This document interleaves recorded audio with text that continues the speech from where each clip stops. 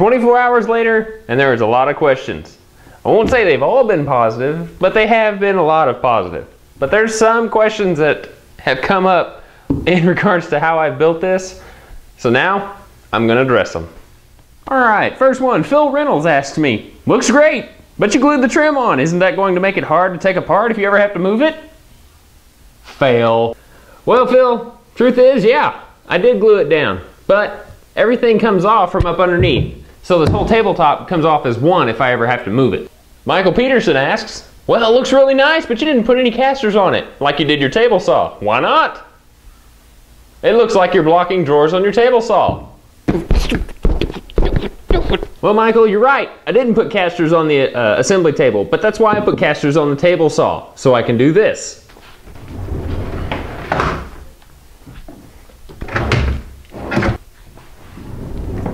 Plus, this is an assembly table.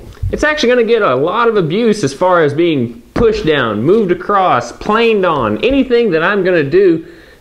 I want this thing to be solid on the ground and not wobbly whatsoever, and I don't want it to scoot on any casters. If I had put the kind of casters that I have on the table saw, I would have to put those locking mechanisms, and those aren't that reliable when it's as light as this.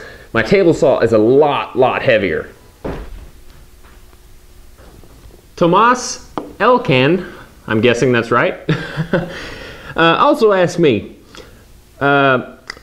what is not yet clear to me is how you're going to be able to change the hardboard top. Disassemble the torsion box if you glue down the hardboard, or if I just missed something. Epic fail. Well, you're right, I did glue the whiteboard down, but there's one little trick I forgot to mention, and I did this same thing with my table saw. You want to leave yourself a little bitty spot that you can actually stick a putty knife in between the skirting as well as the whiteboard to be able to pry it up. Since this is fiberboard, glue really doesn't adhere that great to it, and it breaks away as you start to peel it up. There will be residue left on the top, but that easily either chisels off or sands off, and then you can reapply. That's why I didn't put a whole lot of glue on except for 2 circles in the middle and then all around the edges, because I didn't want to work too hard on getting that glue back off. As far as the tabletop being removed, like I said before, it's screwed in from underneath, so it'll all come out as one piece. KSFWG asks me this. Great job, but I have only one question. How many torsions can a torsion box hold if a torsion box could hold torsion portions? Well, in my honest opinion, I would have to say 8. Sid Ascot asks, what, no wheels or feet on the bottom? You know what comes to mind? What if you spill a can of finish or paint on the floor and it rolls under the table? Well, it looks like my floor will have a nice finish. No, it shouldn't roll under the table because I've only got a 3.5 inch lift from the 2x4s. Nothing can go under the table, and the table saw is so low to the ground, nothing's going to go under it except the spilled fluid, and the table saw can move out of the way for easy cleanup, so I'm not too worried about that. Jeffrey Evans asks, that's a nice table, but I was wondering something. In Mark Spagnolo's build, the Wood Whisperer, he made the sawhorses on which he assembled the table on a rigorous planar surface, which meaning everything was all on the same plane.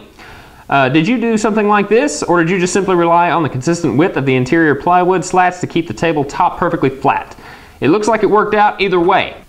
Well, I kind of did that outside. The sawhorses I used were kind of cruddy, but I kind of made sure that they were all on the same plane, being nice and level on all 4 of them from crisscross to side.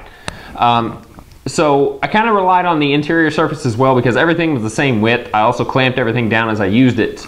So it actually turned out really nice and flat. I've gone all over it with the level, and it's perfect to a degree.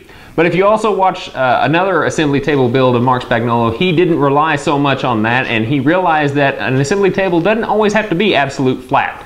So check that second video out that he did on the remake of his assembly table, and you might answer a couple questions there too.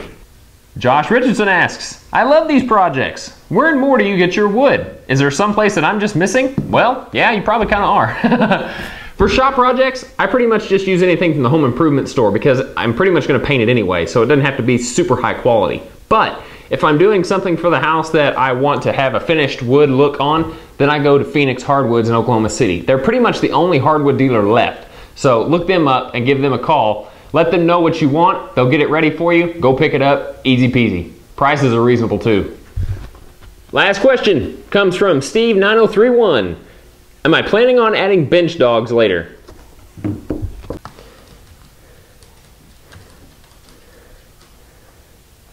Well, I would put them on there, but they don't hold still. This is kind of my assembly table. It really isn't a workbench necessarily. I do plan on doing a workbench somehow or another. I might put it behind the table saw as an in-feed table to help me out when running sheet goods through. But it's possible in the future I might put a T-track system in this, maybe on one half of it, but I haven't quite decided that yet. It's going to take a little bit of effort to get that in without screwing it up. I know there are some things that I did that a lot of you probably don't agree with, like gluing the top down, not putting wheels on it, hell, maybe even painting it. But you know, that's the beauty of doing woodworking for yourself and making things for yourself, is that you can make it however you want. And if it helps somebody, inspire someone to build something of their own, maybe just like it or something like it, then I've done my job. And I want to give a quick shout out. Donald McKay actually built himself a table saw cabinet just like mine, with a few alterations, but for the overall part, looks just like it. And it looks awesome. And Donald, if you're listening, I want to see some more pictures. I've already sent you a couple of requests, but I want to see the inner workings of that table saw cabinet. I want to see what kind of alterations you made. So, you hear this, send me some more pics, post them on my Facebook. I'd love to share them with everybody. So guys, thank you for watching. I'm so glad you enjoyed the assembly table, and it's still got more to come. But for now, it's birdhouse time. See you guys later.